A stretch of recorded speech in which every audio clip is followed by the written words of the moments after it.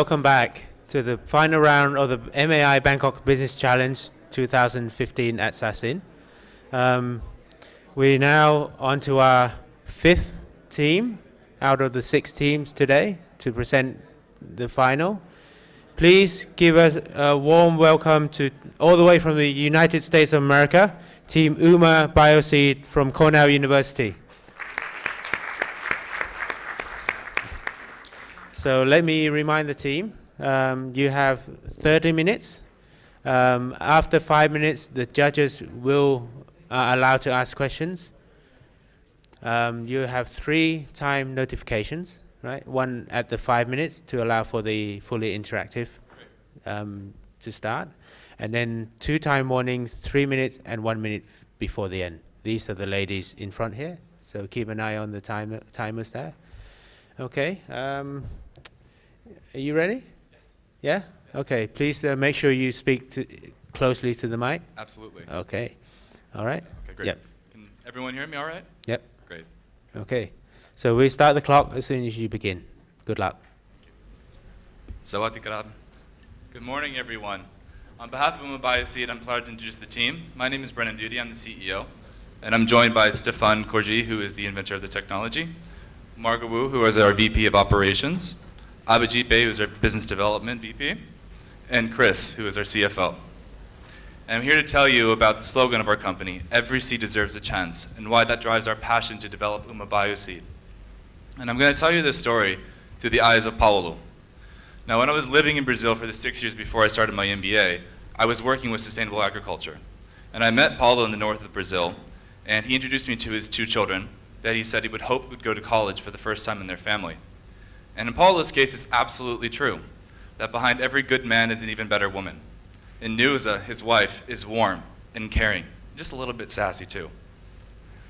And Paulo is a farmer in the north part of Brazil, and we sat down to talk about his tomato crop. And his tomato crop, he told me, suffered 10% losses because during the germination stage, bacterial infection had essentially destroyed the crop. And that 10% of tomato revenue that he would have realized otherwise is precisely the amount of money that he cannot give to tuition for his kids or buy a domestic appliance to make Neuza's life a little bit easier at the home. And for the community in which Paulo resides, it also means that there are fewer tomatoes and therefore more expensive tomatoes. But there are millions of Paulos around the world that represent the $12 billion a year that are lost due to seed-borne pathogens and germination failure.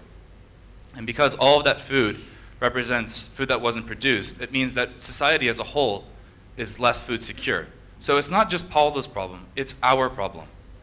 And currently, the 3 types of pathogens that attack crops are viruses, bacteria, and fungi. And the seed treatments that exist can target 1 or 2 of these at one time, but not all 3. There is no comprehensive solution. As well, the seed treatment technologies that exist rely on harmful chemicals and toxins in order to treat these seeds for viruses, fungi, and bacteria. So our solution to this problem is BioShield. Now, BioShield boosts agricultural yields by protecting the plant during germination stage, which again is the most important, because that's when yields are determined. And it does this because it's an organic seed coating technology that destroys all pathogens both on the seed and in the soil immediately surrounding the seed, so that the seed grows and the plant grows in a healthy environment so that it can realize its full potential. Now, the opportunity is this. A pound of seeds is worth more than a pound of gold. And it's worth more than a pound of gold because if all of the seeds are able to germinate and come to fruition and maximize those yields, then the revenues that represents is literally worth more than a pound of gold. Now, in 2013, $11 billion was the seed treatment industry to coat and protect $54 billion worth of vegetable seeds. Initially, UMA BioSeed would like to target tomato seeds for 3 reasons. The first is that tomatoes have cross-cultural importance. They're grown on every continent. Second, tomatoes suffer some of the most of all crops from bacterial infection. And third, the proof of concept study that we've been able to do in our laboratory at Cornell University proved that 100% germination is possible while destroying all the pathogens that we were seeking to destroy with BioShield. So from that, we're here today to ask for $1 million for a 20% equity stake to do the following 3 things. The first is to de-risk the technology further by conducting a 2-year field efficacy test with key strategic partners. Second, protect our IP in key markets. Third, seek the necessary regulatory approvals from the United States Department of Agriculture, as well as pursue organic certification so that we can become a part of this growing, important, and booming part of the agricultural sector.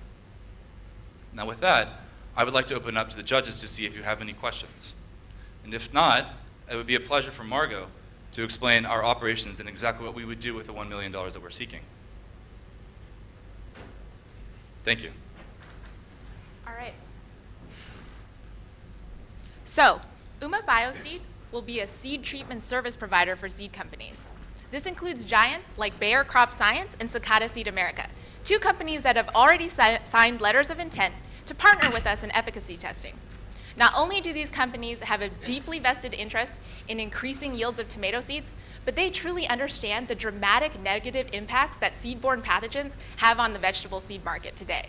And their particular interest in is the fact that there is currently a lack of bactericides available, let alone a bactericide that is already packaged with fungicide and viricide. Now, seed companies are already outsourcing specialty seed treatments. For example, in Salinas, California, an entire industry has developed— I have a question. If we can just, because I think you will get a lot of very interesting questions. So if we can just, or I will at least, jump ahead a little bit and say, sure. Suppose I believe in this technology, okay. Which I think sounds fantastic. Then this will be a worldwide game changer in many ways. There are countries, entire countries, where this could change the way that the whole country develops.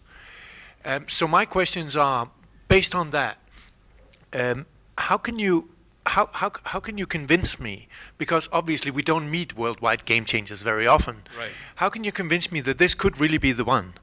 And also, if that is so, wouldn't you want to partner with someone big enough to really roll this out? Because this, if it is as good as you say it is, this is not your ordinary invention, is it? Right. So John, if you don't mind, yeah, or would you like to answer that? If I present the next two slides, I'll actually answer both your questions. That sounds fine. So yes, we have already basically developed two partnerships with Bayer and Cicada. And we have determined that our potential economics work for them. Why? Because if you look at the table on the left, we've been able to put together a pricing and cost structure with the help of Bayer's global pricing team. That shows that the current cost of seed treatment for them is $2.05. And they are currently just passing that through at a wash to growers, because growers are unwilling to pay more for the value of existing seed treatments. So we're able to help them increase profits in three ways. But isn't it such that if this technology is as good as you say, and we all hope it is, wouldn't you be at the size of Bayer in no time? I mean, I think you need to lift above this. Like, I'm trying to say, if this is a worldwide game changer, this is a kind of Bill Gates type investment. So it's like, if it's really true, could you somehow try to convince me? And also, if that is so, do you really want to sort of make this little investment and then 1 year and then this little one year? Don't you need more muscle behind it? John, you raise excellent points. And in terms of if you need convincing about if the technology works, we're happy to share with you the lab results that we have from the proof of principle that we've done. So you're right, it is a game changer of a technology. It has the potential to boost agricultural yields in several— No, it's not. We're not convinced of that yet. You're right, but So- I'm explaining the potential that it has. Okay, but we want to understand, I mean, you got it's a no-brainer Right. if it works. Right, and Okay, if I could just finish so, that sentence, yep, I'll go. explain a little bit further about where we'd like to go. So the proof of principle that we've done in our laboratory at Cornell is what we'd be happy to share with you and the rest of the judges about the results from that. What we're asking for right now is to de-risk the technology further by doing a field efficacy test for 2 years in the field to make sure that the technology actually works. We do not purport to say the technology works and is ready to go right now and can be commercialized. That's why we're seeking the $1 million investment. Well, one of the reasons. The partnerships that we have that Margot was starting to allude to are with Bayer Crop Sciences and with Cicada. What they have committed to, we have a signed letter of intent, and they have dedicated field space where they develop new technologies to let us test BioShield. So that is where we have those key partnerships that are already in place. And Bayer Crop Sciences, as you might imagine, is far larger than BioSeed. And what would happen to our money if, for instance, you found out that your testing, for some reason it didn't work? it's a bit of a binary investment, right? I mean, there's not much that can be salvaged out of that, or? Indeed, that's correct. There is not much that can be salvaged out. And that's really the partner that we're looking for right now, the key investor, is an investor who understands that the potential, again from the proof of principle, is there, but the de-risking must occur. And there is big risk there. I cannot deny that. Yes, sir. You raised a point which raised a red flag for me when you talked about specifically mentioning protecting your IP. So I'd like to know where you are with your IP. Question one. Secondly, have you seen the movie Food Inc.? And if you have, you know where you should be able to anticipate the next question. When I see the names like Bayer and things that you're working with, what I don't see is like the name Monsanto. And we all know how they control or try to control seeds, the agricultural industry basically. Right. Have you had contact with them, and has it been positive or negative? Okay, so I will address your last question about Monsanto. We have not had contact with Monsanto. We are working with Bayer Crop Sciences and with Sakata right now. And to address the actual IP issue, I'm going to let Stefan address that. Hi. So the IP, actually, the core technology belongs to Cornell University. I developed it. It's a platform technology with several applications. And actually, last year, I incorporated Zamtronics catalytic systems that is licensing all the field of use. This year, because with the license with Cornell University, we need to develop all of the some application, more than one. We came up upon the coating technology, and we demonstrated it, did the proof of principle, tested several pathogens on tomatoes, start to team up actually with people like Cornell. And the idea now is to pass the core technology to Yuma along with the coating IP that Zamtronics actually has been developing. And So, Does that answer your question? Partly, but let's hear from you. I think you want to add to something to that. Sorry, so you had mentioned, why haven't we talked to Monsanto yet? Well, we actually are in a position to tap into the Cornell Agriculture Network, which is huge because Cornell is the #1 school in plant pathology and agriculture. And we are currently based in their incubator for life sciences. And we are pretty much able to tap into very high levels at DuPont, Syngenta, and potentially Monsanto. So right now we're simply telling you we have confirmed traction with these two players, but we also have a network that reaches the rest of these. Yeah, and I understand that. My concern was, I heard you voice some concern about your IP. My question was really not so much why haven't you picked up the phone and called Monsanto, but would you perceive a potential problem with your IP with Monsanto, or a couple of other companies specifically in the same area? Right. I would take that. Okay. Because as you know, they're very aggressive in that Absolutely. regard. And actually, you bring up a great point, and actually that works in our favor. So the way Monsanto is looking at us, if they look at us and we'll be able to manage to speak to us, by the way, our CTO is a lady who's previously worked at Monsanto. The way they look at us is, will you add value to the price of seed that I can push to the grower based on a solution you provide that I don't have today? And we are saying yes. Today, Monsanto charges $2.05 for a pack of 1,000 tomato seeds to the grower. How much does it cost to treat them with Thirum bacteria? $2.05. How much do they make on that treatment? Zero. I'm here to tell you they'll make $1.05 on every pack. So I'm saying they will be in our favor versus against us. That's the answer I would. Great. So there's some of us, not all of us, but now after I've gotten older now and I've looked at the world, I now see somewhat of an evil empire when it comes to Monsanto. And in fact, I'm not alone. And in fact, many developing countries are trying to fight against GMO, things like that.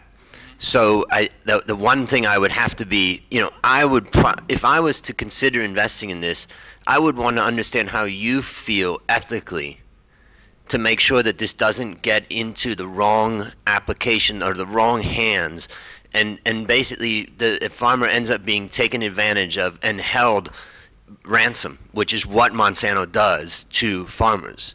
So tell us about your ethics in relation to that. That was the basis of my question. I perfectly understand your point, Andrew. In fact, I admire you for being an investor of that caliber. And I admire you for being an investor of that caliber because you're paying attention to the same issues that we are paying attention to as a startup in this space. Our ethics are such that we believe this technology should be made available while meeting our fiduciary responsibilities to our investors and while doing what's in the best interest of growing the company to profitability and serving ultimately the farmers. What we're after is to create a solution that farmers can use in order to boost agricultural yields for less money and do so for a more food secure world. This is the core mission. This is why we are so passionate about this company. And about Sorry, this that sounded a little bit like what Monsanto says. So you need to, and that's great, and I got your point, but you need to come back and say to me, this is what we believe, this is what we're going to do, and this is what it's going to mean for that farmer. Okay. Would you like to take it, Abhijit? I want to take it. That's a great question, Andrew. If we did not believe in ethics, we would sell this company as an additive to Monsanto, and Monsanto will make sure it is never applied on any seed. If that was the case, our revenue model wouldn't say that our business model is saying we want to be a seed coating company, not an additive company. That justifies our ethics. We are here for the farmers, not for Monsanto to buy as an additive and never put it on a crop. That gets investment interest. How are you going to get it to the farmer at the right price and not hold them for ransom? That's the key. You know how this industry works, right? How are you going to do that? Go ahead. That's our operational model. Margaret, can we explain to you your operational model? You'll understand the flow. So as I was describing before, Bayer is unable right now to charge more than the cost of their seed treatment for a lot of different vegetable seeds. That's because growers are not willing to pay any more. They recognize the value of certain treatments. We've actually done market research that shows if we were to add bactericide to, say, a tomato seed, farmers would be willing to pay 44 cents more. So even though you are saying that potentially these big giants are holding farmers at ransom, it is also a two-way street. They do have some say. This is one of the reasons Bayer is... Sorry, I disagree. Okay. Monsanto controls 80% of the seed supply in America for some of the major crops. So let's not go down that one. That's not a good one to go down. But keep going. But actually, one of the reasons why we are partnering with some of the partners we've chosen is because their hold of the vegetable seed market in particular versus crops or cash crops. And the tomato seed in particular, the partners that we're going after, this is one of the models that they're dealing with. Can I just ask one question, which is this, would this be classified as actually as a pesticide? In other words, the activity that it's doing is actually killing bacteria, virus, and pathogens. Why would that not be classified as a pesticide? The answer to your question for that is, yes, it destroys pathogens, but the formula itself, according to conversations that we've had with the Organic Certification International Association, we conveyed to them the formula that's in it. And they said, based on everything that you're saying, it sounds to me like it's an organic formula. It uses free radicals within enzymes that are derived from natural sources, such as milk, to destroy these pathogens. So it destroys the pathogens, and that's what it's considered. It's considered an organic seed treatment technology. With the money that we're seeking from investors, we'd like to pursue that certification to have absolute certainty that indeed the formula that we have developed is organic. You haven't done that yet? No, sir, we haven't, but we'd like to do that with your money. Good answer. You are targeting tomato, right? Yes. Okay. How long is the germination stage for tomato? I have the right person to ask you to answer that question for you. So that's about 4 weeks. So 4 weeks. It's about 4 weeks, and when we designed the coating, actually, that's how long the formula is active. We can really fine-tune it. But in your plan, you say that the test in the lab show that it can cover for only 3 weeks, right? But that is less than the 4 weeks you mentioned. We can tune it. We did, so that was going with the picture that we have this. This is a test at 3 weeks. But the efficacy is... So you need 1 more week, and you have to spend our money to make sure that it can extend for 1 more week, right? And we just put more enzyme. What I'm saying, we can tune the formulation. And just to answer your question, the enzyme that we're using are in milk, but they're also in your mouth, on your skin, And that's your first line of defense against bacteria, fungi, and viruses. So we're just taking this and saying plant pathogens cannot resist actually to this kind of enzyme. And I have the questions like, in 2 years that you need the investment to develop the products. And the beginning phase, you focus on tomato, and in your plan, that later will be melon and cabbage. I would like to know how long, if you would like to move to add other kinds of seeds as well, or like from tomato to melon, cabbage, and other seeds as well. Okay, great. So to answer that question, we're initially focusing on tomato because that's where we have our board is really active in the plant pathology of tomatoes. And in year 3.5 of operation, close to year 4 of operation, so that would be from today in 3.5 to 4 years from now, we're going to start operating with melon and cabbage seeds. Now the reason why we decided to target these seeds is because conversations with industry players, such as Mark Worley, who's the East Coast Division Manager at Speedling. And Speedling is a nursery, so they put the seeds in a bit of soil and then sell those saplings to farmers. And what he said is that we face huge risk for our cabbage seeds if we provide one seed to a cabbage farmer that has black rot. So they spend enormous amounts of money and labor in order to ensure that all their seeds are treated through a hot bath process to make sure that there's no black rot on those seeds. For them, the value of having a seed coating technology that could destroy all the pathogens that are important is astronomical, because at that point, he wouldn't face lawsuits. The same thing goes for melon growers. So initially, for the first 5 years of our business plan, we're targeting tomato, melon, and cabbage seeds because this is where we believe we can have the most differential, and this is where market adoption will be the highest. After that point, we'd like to take a reassessment of the marketplace to see what other seeds and what other farmers we could serve. So it means that to develop coating technique for a kind of seed, it takes around like 2 years or 2 more years, something like that, right? I believe the answer to that is no, but I'd like to confirm with Stefan. Yes, the pathogen actually, the pathogen that attack tomato, the fungus, the bacteria, once we derive the technology, it's pretty much universal. It's free radical technology. It doesn't really matter which kind of pathogen is attacking a melon. We just need to demonstrate, to start the demonstration on one crop. Then the assay can be done in the lab. We don't need all the field trials and everything. It's just testing the technology, making sure it's fully de-risked for one crop, and then we can address other pathogens. Would the technology work with rice, since we are in Thailand? It's a quite valid question. Yes, the technology would work on rice, it would work on corn, it would work on other grains.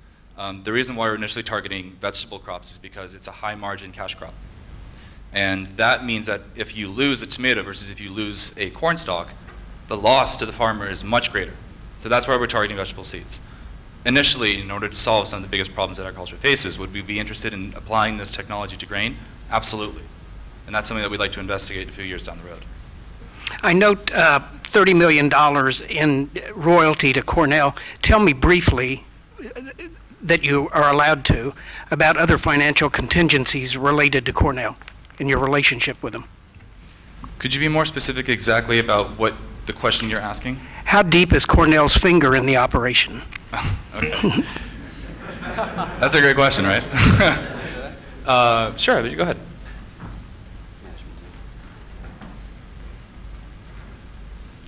This is a slide I would like to show you, Sid. Make sure you have the microphone to your mouth. Sorry, can you hear me now? Okay. Cornell is deeply vested in the whole idea. If Cornell wasn't deeply vested in it, we wouldn't have had Professor Alan Taylor and Professor Gary Bergstrom on board. Professor Alan Taylor is the single most quoted author on plant protection worldwide. Gary Bergstrom is the chair of the Department of Plant Pathology. If you Google plant pathology right now. That's not what I want. I appreciate that, and I understand that. I want to talk about numbers. When you say deeply involved, does that mean more than 25 million, less than 25 million, 75 million? Give me some numbers. Right, so I can take that question actually. Okay. Yeah, so the technology, the core technology for the enzymes that are super powerful, which is one part of the IP that we have, that technology, which is owned by Cornell, is licensed to Zymtronics. They have an exclusive license for 15 years. Zymtronics, in turn, is taking that technology and sublicensing it to us. We're going to in-license that technology. So insofar as Cornell honors its obligations to Zymtronics, and Zymtronics honors that obligation to BioSeed, we believe that part of the IP is protected for that amount of time. Are you a party to that agreement? Yes. That there's no connection. I noticed the royalty payment that you have in the P&L, but is the connection indirect to Cornell? That's correct. In fact, Andrew, the line in the P&L is mislabeled. That should be royalties to Zymtronics. I apologize for that. Okay, got it. Excuse us for that.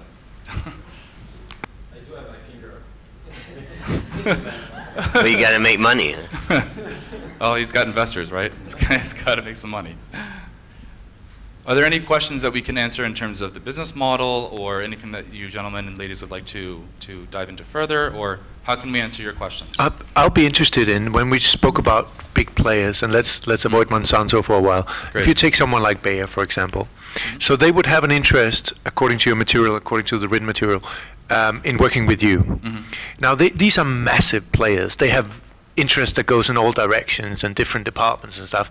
Have you sort of analyzed a bit whether that interest goes all the way to the board level? And it's like, are they, for example, by working with you, will they be cannibalizing other parts of their business? I suspect they would. Is that something you have analyzed? It's like just to understand how genuine is it, or when is the time when they see you as a real threat? That's a really interesting question.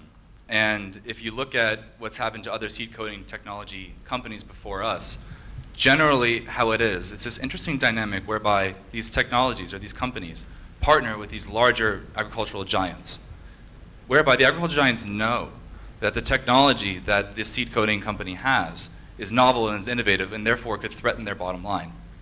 And they partner with them strategically to understand, is this better than what we have, and will this ultimately provide more money or more benefits to our customers? So the exit strategy for lots of these different companies is to partner initially with key industry partners.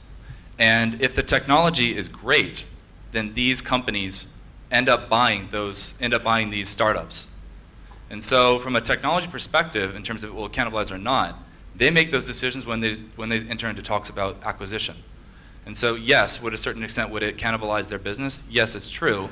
But the solution, if we're able to prove it in the field, is really, as you said, groundbreaking. The slide that you put up, is this the highest for an example, is this the highest you've been within the Bayer organization? I would say we've actually worked with Bayer in several areas. Yes. So this is the research and development part of Bayer. We also worked with Bayer purchasing team to understand the economics of the seed industry. And so but we worked with you've not gotten to the senior executive level yet. I think I'm going to answer to that actually. Not with Bayer, but to talk about the question, Zymtronics and actually Yuma are going to take advantage of the mentors that we have. We have on the board actually, soon on the board hopefully, Wayne Mickelson, who was General Counsel of Novartis. Wayne is setting up all the structure and the protection of the IP for Zymtronics and all the other technologies that would derive actually from that. So this is, thanks to Cornell, I mean, he's an alum, he's passionate about agriculture, and this is something that we're setting up super early. Protection, putting barriers between us and Cornell, putting barriers between Yuma and Zymtronics, protecting all of the levels, so that it cannot be that easy to go, for example, after the core IP, even if Yuma get acquired, everything is fast. That's really important, and we're paying big dollars for that. Thanks, Stefan. I understand that the farmers can claim the company, I mean the seed coaters, if something wrong or the plant has been infected, right. Okay, at the germination stage, right? Right. How are you going to deal with that? That's an excellent question. So there are two reasons why lawsuits occur. The first reason is that seeds fail to germinate.